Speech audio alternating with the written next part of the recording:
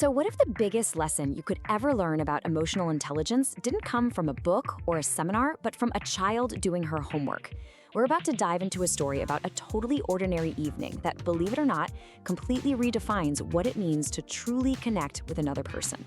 See, this father, he had this core belief, right?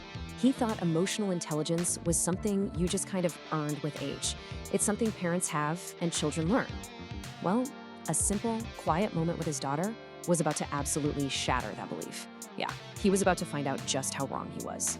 All right, so our story kicks off on a completely forgettable Tuesday night. You know, the kind of evening you don't realize is going to change your life until way, way after it's over. Okay, picture this. His daughter's at the table, pencil just sort of hovering over her homework. She's stuck. He's standing right behind her. And you can almost hear him thinking, come on, she knows this. Why isn't she writing? Now, it's not anger. It's more like this tight, coiled expectation. He just wants her to perform. So of course he steps in with what he thinks are helpful phrases. But listen to the pattern. Every single one is basically an attempt to dismiss or correct the feeling he assumes she's having. He's not really helping her, he's trying to fix her discomfort so they can just get to the solution. And just when he thinks he's got the whole situation under control, his daughter does something he absolutely did not see coming.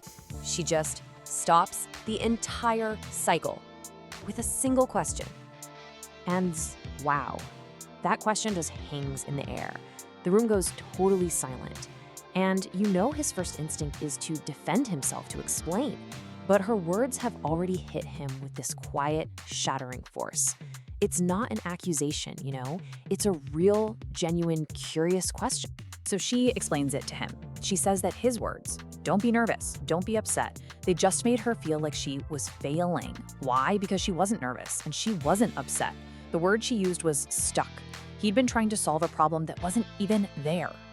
But it's what she says next that really, truly changes everything. It reveals how his so-called help actually felt to her, and honestly, it's pretty heartbreaking. This is it. This is the moment of truth. He thought he was helping, that he was right there with her. But in her world, every time he tried to rush past her feelings, to fix them, it felt like he was walking away from her. It felt like emotional abandonment. Leaving. Think about that. He was standing right there in the room, but emotionally, he was a million miles away. In his rush to solve the problem, he had left her completely alone with it.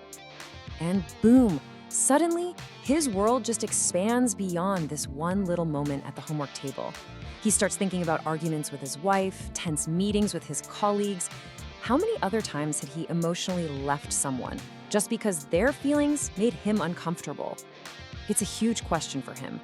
And maybe, you know, for all of us. And so in that moment, just sitting there with her in the silence, he realizes he's at a crossroads. He can keep doing what he's always done, jump in and try to fix it. Or he can try something radically new, something that takes a totally different kind of courage. I mean, this slide really breaks down the two paths, doesn't it? On one side, you've got that impulse to fix, and it's driven by panic, really. It says, stop feeling bad. But the other path, that's the courage to stay, and that's driven by curiosity. It asks, so what does this feel like? It doesn't try to solve the discomfort, it just sits with it. And later, it's his daughter who gives him this incredibly profound definition of this whole idea. She told him, feelings don't stop when you tell them to. They stop when someone stays. And wow, that's it, right there. Staying is simply being present with someone's emotional reality without feeling that burning need to fix it or change it.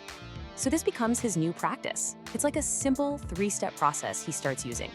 First, he learns to just stop. He actually catches himself before he interrupts a colleague. Then he starts to ask. He asks, what's the hardest part of this for you?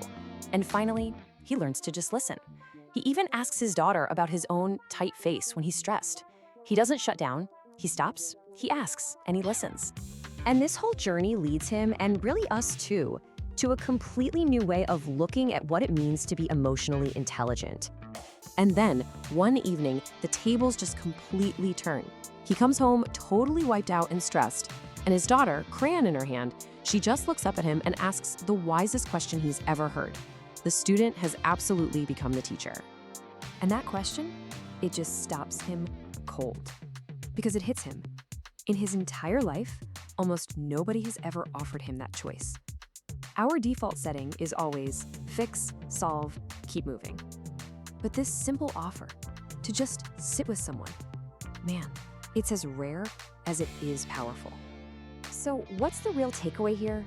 Well, true emotional intelligence, it isn't about maturity or having all the answers. It's a form of courage.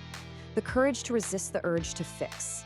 The courage to allow a feeling to simply exist without trying to control it. It is, quite simply, the courage to stay. And that really leaves us with a question, right? Something to carry with us into our own conversations with our kids, our partners, our colleagues. When you're faced with someone else's struggle, are you going to try to fix it? Or are you going to find the courage to simply stay?